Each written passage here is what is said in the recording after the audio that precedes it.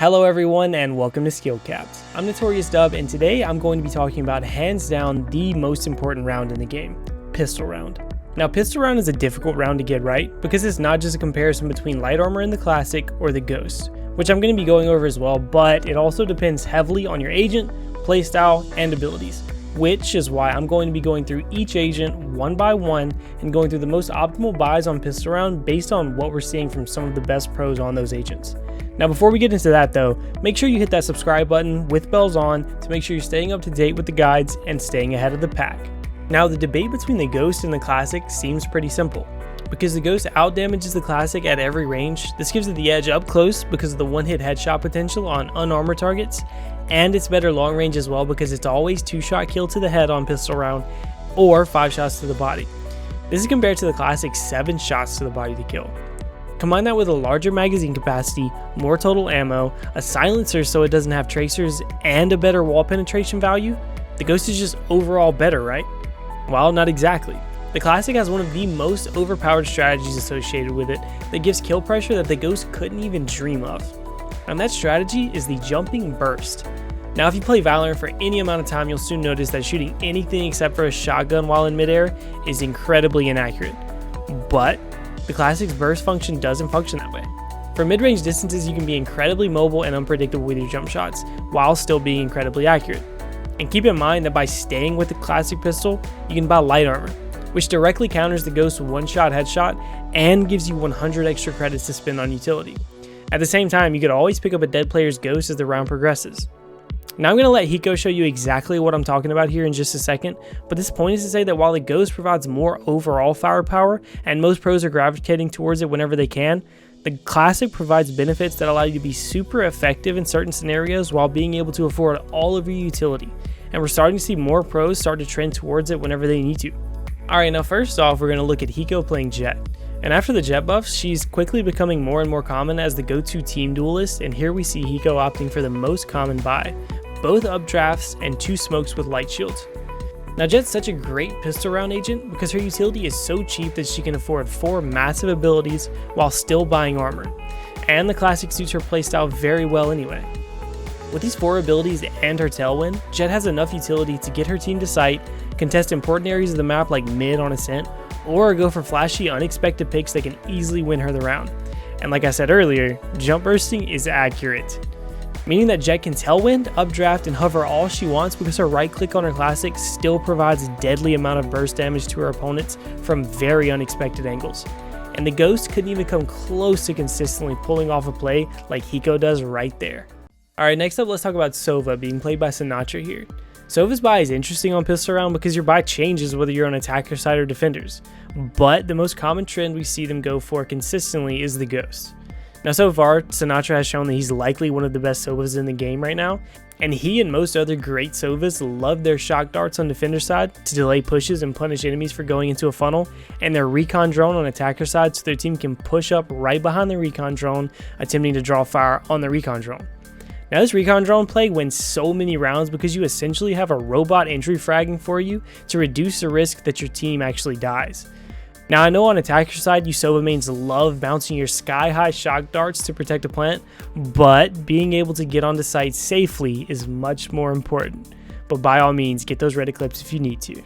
So next up we have Reyna, this time being played by Brax. Now Reyna is the epitome of duelists in Valorant, and Reyna players look for the best buy to maximize their dueling potential at all times. And honestly, with the utility and weapon that Reyna is able to pick up, makes her hands down the best pistol round agent in the entire game. Now Reyna's optimal buy is the Ghost combined with 1 Leer and 1 Devour. And the goal for Reyna on Pistol Round is to pick up a kill however she can manage to make it happen, because while everyone else is stuck with the Ghost or light shields, an early kill can allow Reyna to be sitting on a Ghost and essentially heavy shields because of the 100 HP heal and overheal from her Devour whenever she kills someone. Now this 1 kill routinely wins pistol rounds because it seems to be just too much damage to need to deal to your opponent and makes your next fights as Reyna so much easier because of it. Alright, next up we have one of the best players showing us the standard buy for arguably the best area controller in the game, Hiko playing Cypher. Now we noticed that on Pistol Round most great Cypher players are going for light armor, both cyber cages, and 1 tripwire. This is because Cypher's kit is so useful for cutting off flanks and making sure that your team can control an area to safely play around. Now while the Ghost can be extremely effective with good aim, you have to realize what your job is on your team. Now here we see Hiko do exactly that because his team makes a lot of noise B, and then they end up rotating through mid towards A. And as they rotate, Hiko does his one job of cutting off the enemy's rotation path behind them. Now using Cypher's area denial like this allows you to ignore that area completely because the enemy cannot come through there without alerting you in some way. This allows you to focus on the enemy's other rotation towards the site that you're taking, like this CT rotation that Hiko is cutting off with his back to rope room. He can completely focus on the CT rotation and ignore the entire rope room because he knows the enemies cannot come through there without alerting him, allowing him to clutch this round out for his team. Alright, next up we have TSM Wardell playing Omen and going for the standard buy of Ghost, one Shrouded Step, and his Paranoia.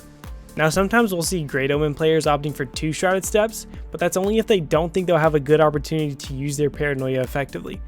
But this is a very safe and reliable buy because you can make sure that your team enters safely with Paranoias like this one that take up the entirety of hookah and guarantee safe entry.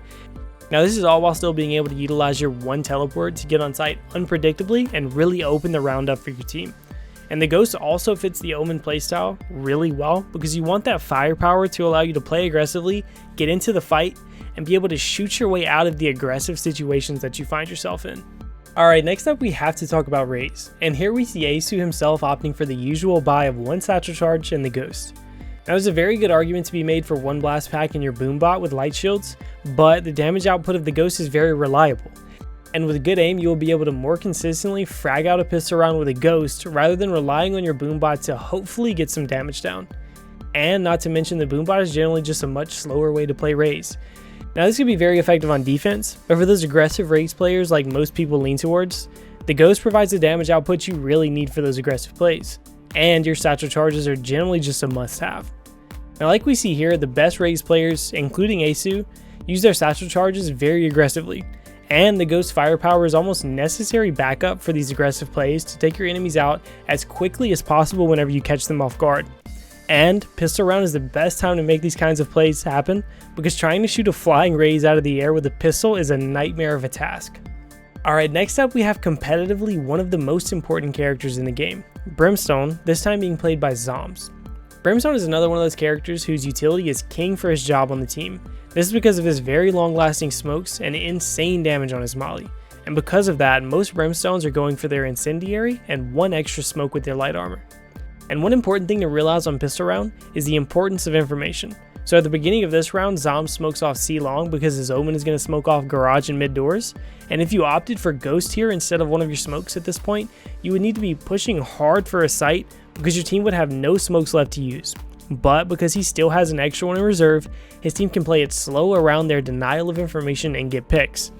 And because of their denial of information, the enemy team has to give up a lot of pressure, and when the smokes fade, they get picked off one by one, having to scramble to get back their map control. Ultimately, Brimstone's smokes are a must-have at all times of the game, and his incendiary is incredible for denying plants. So honestly, I don't think many people would disagree that having your incendiary at all times, just in case, is a necessary thing as well. Alright, now we have Brax playing Phoenix. Now Brax has always been known for his aim and dueling potential, and if you're a Phoenix main, you're probably going to be going for those same types of plays. That's why we've been seeing most Phoenixes go for the dueling potential of the Ghost and 1 Flash. Now realistically, 1 Flash should be enough to get you on site and do your job as the entry fragger for your team, and I think a lot of people would make the argument that light armor and 2 curveballs is more important, but honestly with how short the duration of his flash is, most pros seem to be going with 1 because it seems way too important to be able to put the enemy down quickly after that first flash, and those are the types of kills that take sites, which is exactly what Phoenix needs to do for his team to be successful.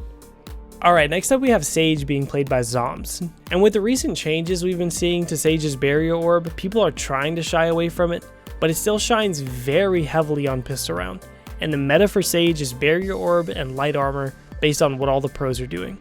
Now I see so many new players getting this wrong when they play Sage because it's such a huge and daunting investment of 400 credits on one ability on round 1, but it's honestly a must-have on pistol round because pistols take far too long to kill it. This makes it the best area denial in the entire game on pistol round. Now barrier orb and light armor is the meta for Sage players, but I've also seen a rise in Sage players opting for barrier orb as well as both their slow orbs on defense. And while it seems to be a bit too squishy and lacking damage, It does do an incredible job of allowing you to be the support for your team, and it also allows you to play a very safe angle and delay the enemies from getting onto site so your team can come help you. Alright, next up we have Mixwell playing Viper. Now Viper players are unanimously going for the Ghost, one Snakebite, and their Poison Orb. Now this is because Viper's Snakebite just lacks a little bit too much damage to make it viable to get both and miss out on the Ghost damage, and the Poison Orb is just vital to your kit. The Ghost also synergizes so well with Viper because it doesn't have tracers due to the silencer on it. This allows you to spam through both of your smokes with very little chance the enemy can spam you back. And because Viper's job is to support the entry fraggers from behind by popping her smokes, that extra firepower is needed to be able to support her teammates effectively with damage as well. Alright, finally we have Breach. Breach is arguably the best support for the entry fragger in the entire game, and the best Breaches in the world are opting for their 1 Aftershock and 1 Flashpoint. Now for Breach, you're going to be wanting to pick up a Ghost because by flashing out or fault lining for someone, you're definitely going to need that Ghost to support your entry frag. Because the faster you can get the kill, the more likely the person that's in front of you is going to stay alive. Now with Breach, keep in mind that your abilities last for a very long time if they hit, so don't be afraid to throw them out preemptively and let your team push ahead, or to delay a push, because once it hits the enemies, they are stuck with the effect for a while for you to make a play off of it. That's why the Ghost is so effective to pick up that first kill and then potentially pick up multi-kills based off of that one ability that you hit. So did this video change what you normally buy? If so, let me know in the comments down below, and let me know what you want the next video to be on as well. All in all though, I hope this video helps you pick up more pistol rounds, because winning pistol rounds wins games. But before you go, make sure to subscribe, hit that bell icon, and like the video.